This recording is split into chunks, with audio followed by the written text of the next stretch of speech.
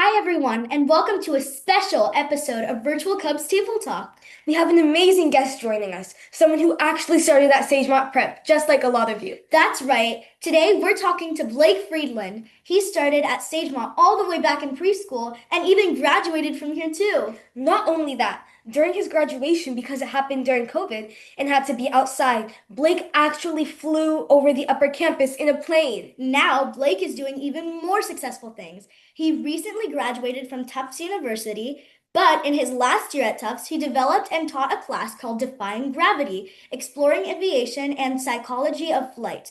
Blake graduated this year with a degree in psychology and entrepreneurship. We can't wait to ask him all about flying planes, teaching, and beginning his career in entrepreneurship. So let's welcome Blake Friedland.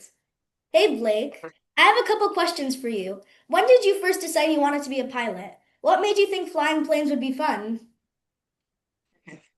Oh, do you guys like roller coasters? Sometimes. Yes. Yeah. Well, I love roller coasters. And I've always loved aviation. So I thought that combining roller coasters and my love for flying or aviation and planes, everything related to aircraft would be a great combination. So I remember when I was little, I'd always look out the windows when I was on a plane. I was a passenger. And I'd always go to the airport with my mom and dad to watch airplanes take off and land. And I was just fascinated with it. I loved everything about it. And then one day, my mom bought me an app on my iPad for flying, and that was it. The rest is history. I just absolutely loved everything about actually pretending to be a pilot and learning what certain controls in the cockpit do and learning about aerodynamics and physics. And then I took my first flight when I was 15, and I fell in love with it even more. Everything about it's fun. The buttons, right? Like I said, navigating, understanding how to communicate, the challenge behind it, and then addition, like I mentioned, the physics, like the sensation of it, to it going up and down, left and right, the accelerations. It's all so fun. It's like a roller coaster, except you can go wherever you want. That's so cool. Do you eventually want to become a commercial pilot? If so, how do you plan on making that happen? Um, yeah, so commercial pilot. That could probably mean a couple different things. If you mean like becoming a pilot for like American Airlines, JetBlue, Delta, things like that, Yeah. certainly I've thought about it. That's a really cool route. You get to travel the world, not just for free, but they pay you to do it, and they pay for your hotels and your food. And a lot of my buddies, they go to the Bahamas or they go to the Virgin Islands, they go to Hawaii even, completely for free. So it's something that I'm pretty interested in. Not, s- but there's so many different aspects of aviation. I'm not sure exactly what I'll do. And then the other way to interpret being a commercial pilot is actually getting physical license that makes you a commercial pilot. Because airlines is actually called ATP, while commercial is something you can actually get with I think 250 hours in an examination, and it's that easy. So I actually have enough hours to become a commercial pilot if I'd like to. Oh, That's and cool. that would honestly take me less than 2 weeks because I already have the hours and the experience for it. I would just have to get signed off by an examiner. Wow. Did you have any Oh, and no, the last thing, which I think a lot of you will find pretty fun, is had a couple opportunities and met some people who want to get me into flying private jets. So that'd be flying jets for celebrities, some of the movie stars. That would be pretty cool. So I've been thinking about that a little bit recently.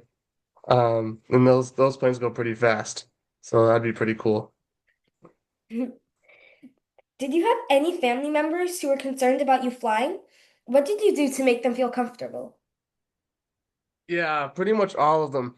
Got a little bit worried when I go flying, and when I started at 15. Um, I mean, to keep them calm, you just got to keep the amount of takeoffs equal to the amount of landings that you have. And I try to do that as best as I can. And at first, they actually didn't seem that nervous, I think, when I first started taking lessons. Um, for whatever reason, I don't know why actually. And then when they started to get more nervous was when I started flying solo. so I didn't have any pilots with me to supervise me, and I started doing that when I was 16, and then really starting to take it seriously when I was 17. And my mom has a rule that before every flight, I have to call her and let her know that I'm taking off and where I'm going and when I'm supposed to land. And that all my family members and some friends have alerts on their phone that track my call sign every time I take off so that they can track me. So that's the best way. So yeah, they are nervous, and the best way to keep their nerves settled is to let them know when I'm going to be airborne. Um, and they like to track me.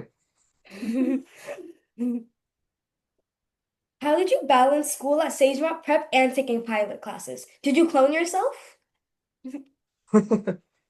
Oh no, my parents or my friends don't want another Blake running around, so I promise I didn't do that. That's just twice the amount of stress. Um, well, at Sagemont Prep, I didn't. It wasn't prep when I was there. I guess it's prep now. But Sagemont, yeah, certainly 11th and 12th grade when I started to really start working really hard at my pilot's license.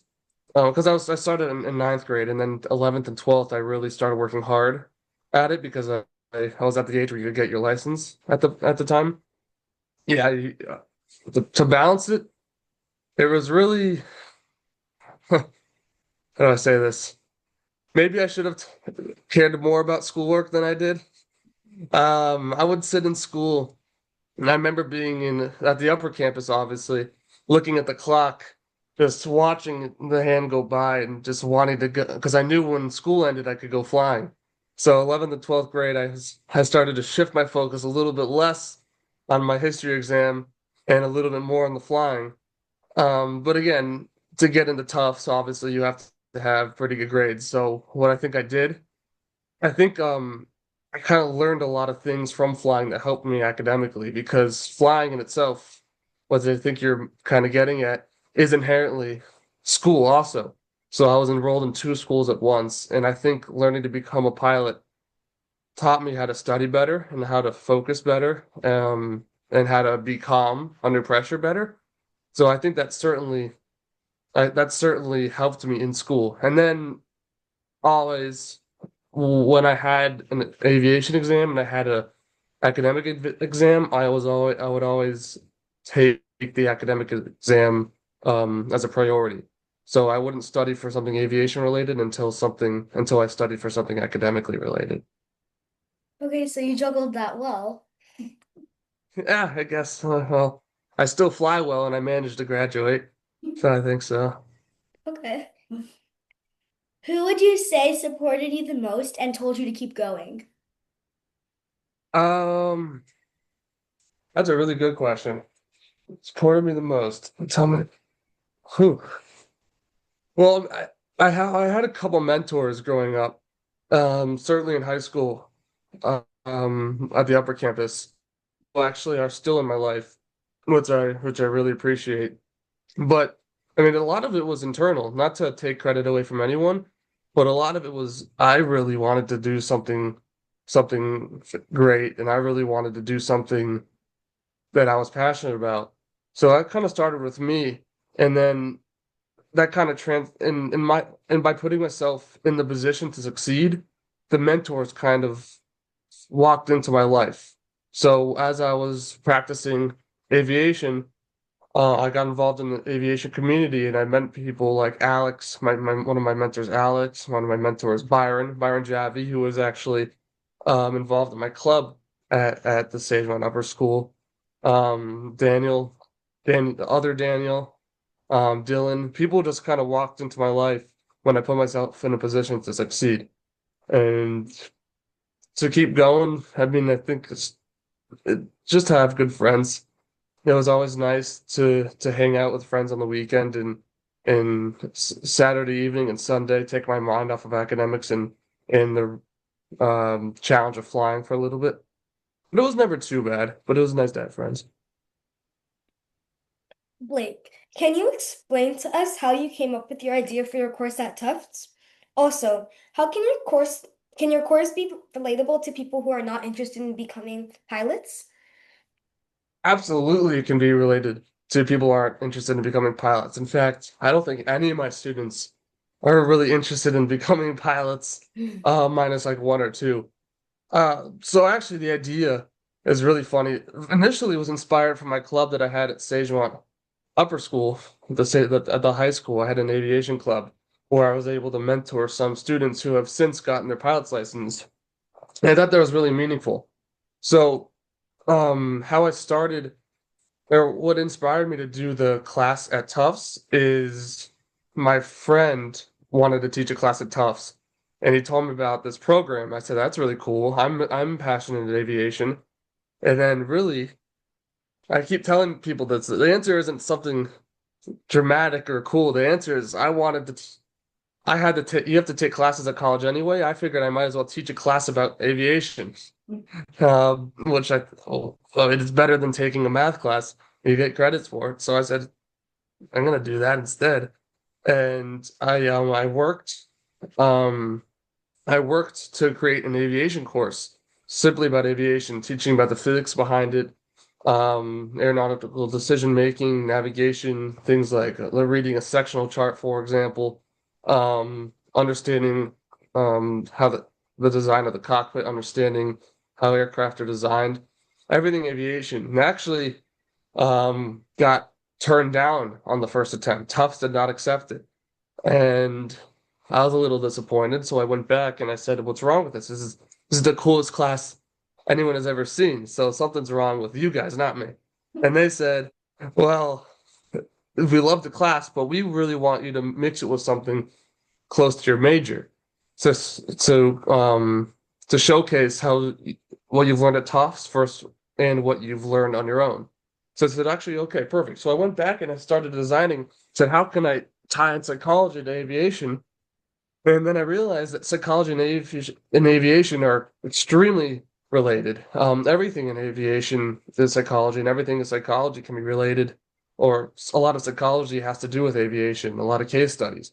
And I was doing some research, and I came up with a syllabus teaching all kinds of psychology and aviation, whether it's decision making, which is ADM. What is that? Um, Decision making, dealing with emergency situations, air traffic control, communication, um, really anything. And then we go through psychological theories. And then, so usually how a class would be was I would start with I'd maybe call it a theory or an experiment by a psychologist, understand the psychological phenomenon that's going on there, and then show them a case study in aviation, usually an accident. And then I'd take the two and I'd ask the students, "What do you think's going on here?" And then you relate the psychological theory or the principle to what happened in the cockpit or what happened on the ground. So that was the idea behind the class.